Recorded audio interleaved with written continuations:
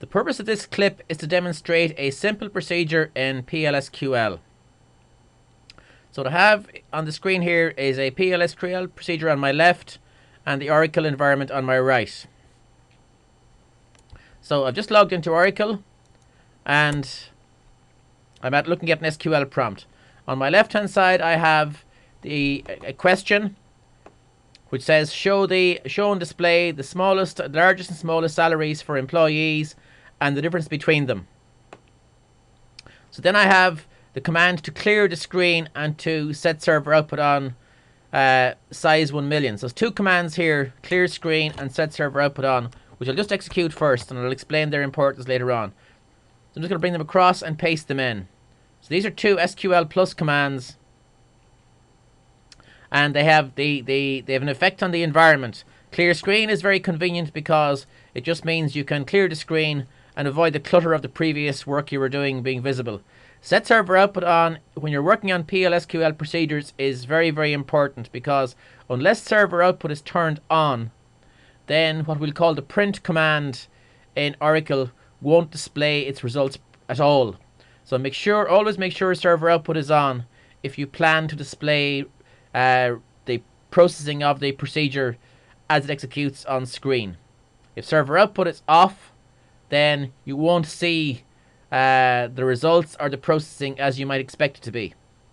So they're preliminary steps that are important in every PLSQL procedure you write. So then what we have between the create up here and the end and the / down the bottom is we have the procedure. So everything between create and the / is part of the procedure. So because we want to show the largest and smallest employee salaries and the difference between them, we're going to need some way of getting the smallest and largest salaries.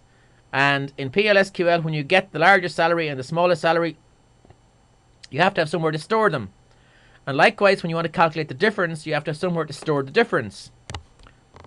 So in that instance, or in that situation, you need to have some variables declared. So below the word create, we have some variables. We have three variables here, named vmaxsal, vminsal, and vsalrange. So try to give your variables meaningful names always. And all three of those variables are numbers, and they're all size 4 in this case, because in the Emp table, the largest salary is a 4-digit number. So therefore, the variables need to be able to hold a 4-digit number based on that kind of situation. So that's the declaration section where you declare the variables.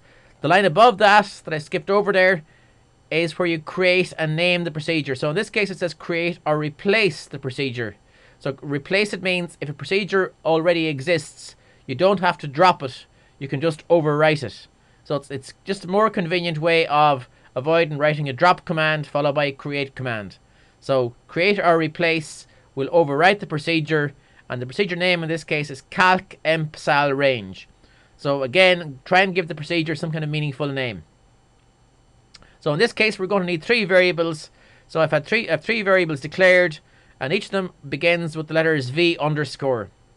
And as far as possible, I try and include the column name in the variable name as well. So that's why it's called v underscore maxsal, v minsal, and v sal range, to let us know that all three of those variables in some way deal with salaries. Between the word begin and the end then is where the main processing takes place.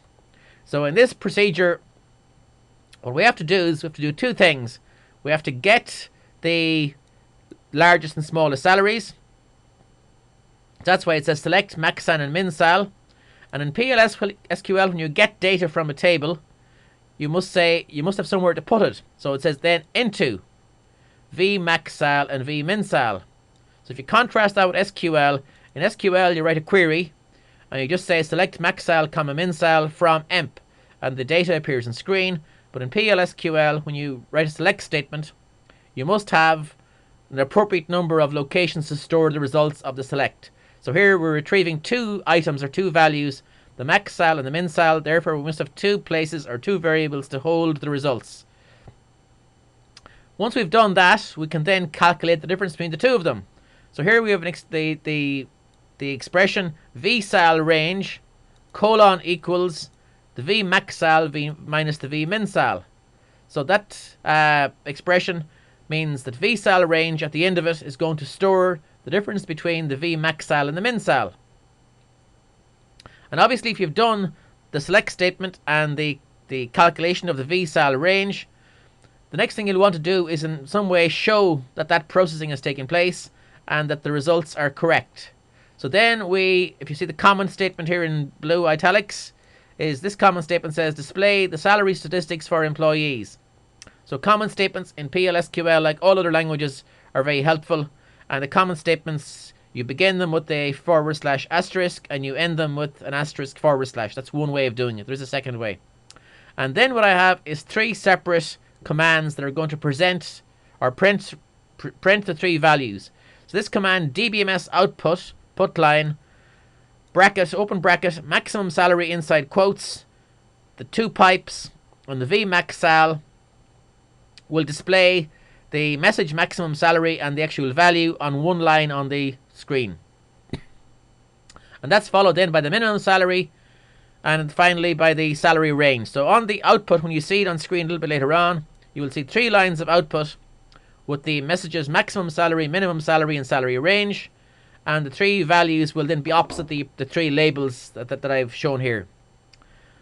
And that then means we're at the end of the application or the end of the procedure. So you say end and the name of the procedure. And then the vital character at the very, very end is the /. So in PLSQL, the end of the application is always a /. So when you're writing a procedure or a trigger or a package or a function, as you may see later on, it always ends with a /. So if you notice earlier on in the procedure, we have a number of semicolons at the end of certain lines. Not at the end of every line, but at the end of some lines. So the semicolon is the critical character in SQL, but in PLSQL, the / is the critical character. So what we're going to do is we're going to create the procedure and we're going to compile it. But we're going to introduce a little mistake before we do this. So I'm just going to remove the semicolon here at the end of the calculation. And I'm going to try to compile the procedure.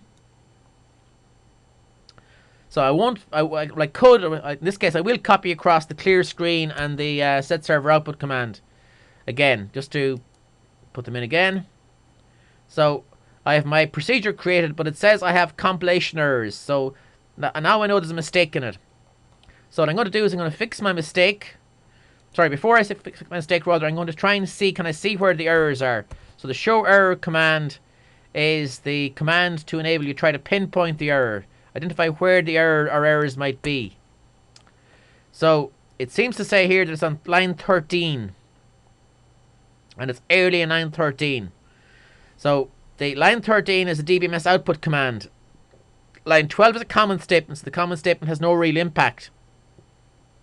Line 11 is blank, but line 10 is the line with the mistake in. So what's happening here is the machine or the Oracle is moving on to line 13. It can't make sense of line 13, and the reason it can't make sense of line 13 is because line 10 hasn't been finished properly. So just like in SQL, the error message you're getting, it may not be the line that Oracle is telling you or suggesting to you it might be on. It may well be an earlier line. So check the first or the earliest line that has a meaningful command in it before where the error is appearing. So as I said, we're going to put back in the semicolon, and what I'd have to do now is I have to compile the entire procedure again. So I'm going to clear my screen as well. I'm going to go all the way from clear screen down as far as the show error message. So it'll avoid cluttering up the screen, as you'll see in a second. So pasting it in again, and now I'm just left with the new procedure, its compilation, and it says this time that there are no errors in it. So I now know the procedure has no syntax errors. It may well have logic errors, but it has no syntax errors. My next effort is to execute the procedure. So when I execute it, just bring across the execute command, paste it in, and it seems to work fine. It tells me the maximum salary is 5,000, the minimum salary is 800, and the salary range is 4,200. So that all makes sense. And as you can see, the 3 pieces of data are in 3 separate lines, and that corresponds with my 3 separate dbms output commands here in the main body of the procedure. So that's the procedure done, finished, working. And for convenience, when you're working on PLSQL, you could build up a whole lot of procedures in your account, and they only get in the way eventually. So my suggestion is that as you do each procedure, as you finish it and get it working, you then drop it. So drop it removes it from the database, and it's no longer in your way, or it no longer will interrupt or interfere with anything else that you're doing. So that's the end of this first PLSQL procedure to demonstrate how to do a simple task in Oracle PLSQL of getting the largest and smallest salaries for employees and calculating the difference between them.